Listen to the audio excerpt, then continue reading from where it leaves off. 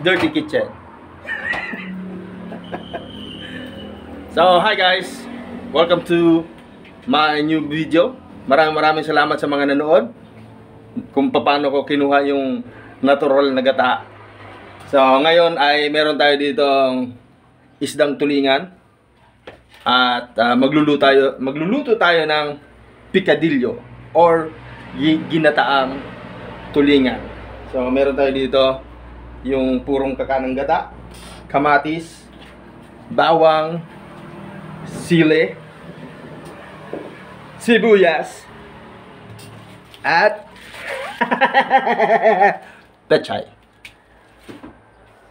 Sa panoorin nyo lang at sundan kung paano ko lulutuin. So, bahala na kayo. Sa pampalasa, bahala na rin kayo.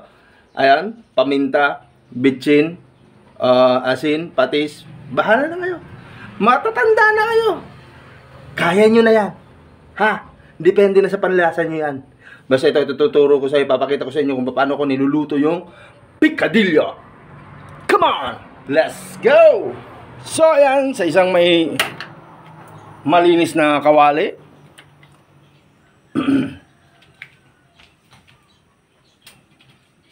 Ilagay na natin yung pangalawang gata.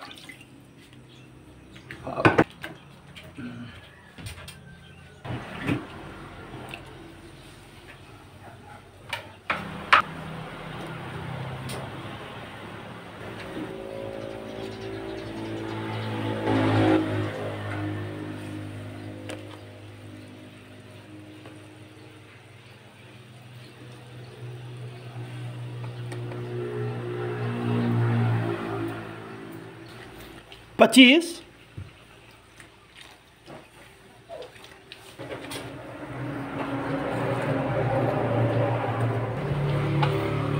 asukal, Roderick Paulating buo, Roderick Paulating durog, konting amoy ng kilikili mo. Takpan mo, wag kang tanga. Ayan.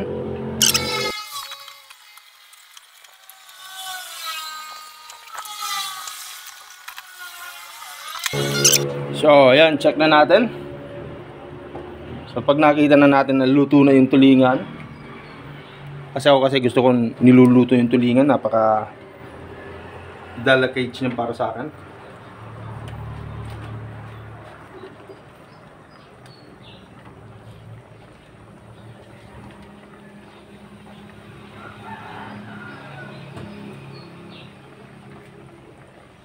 Ayan, lagyan na natin yung pechay. Tapos, takpan. Tignan natin. Ay! Woo! Woo! Alright. Lutong-luto na siya.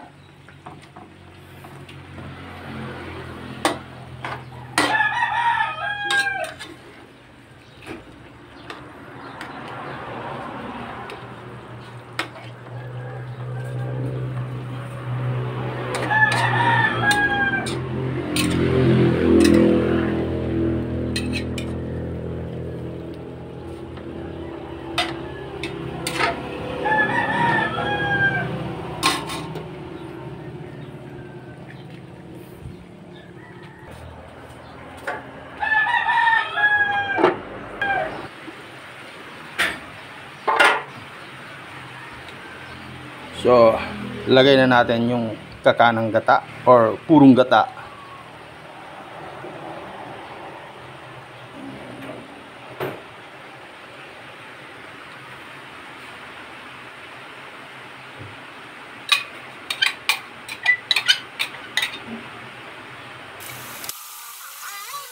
So, ayan.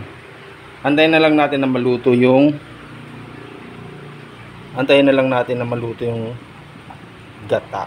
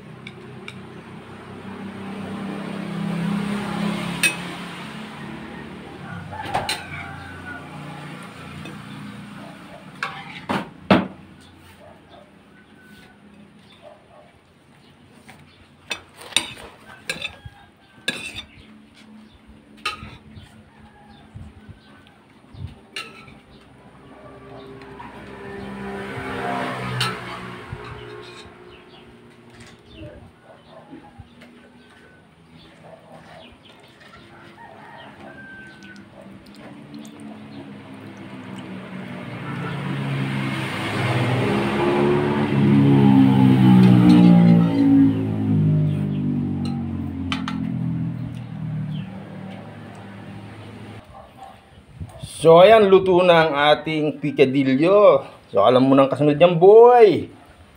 Kain na to, boy. Salamat sa panunod. Peace.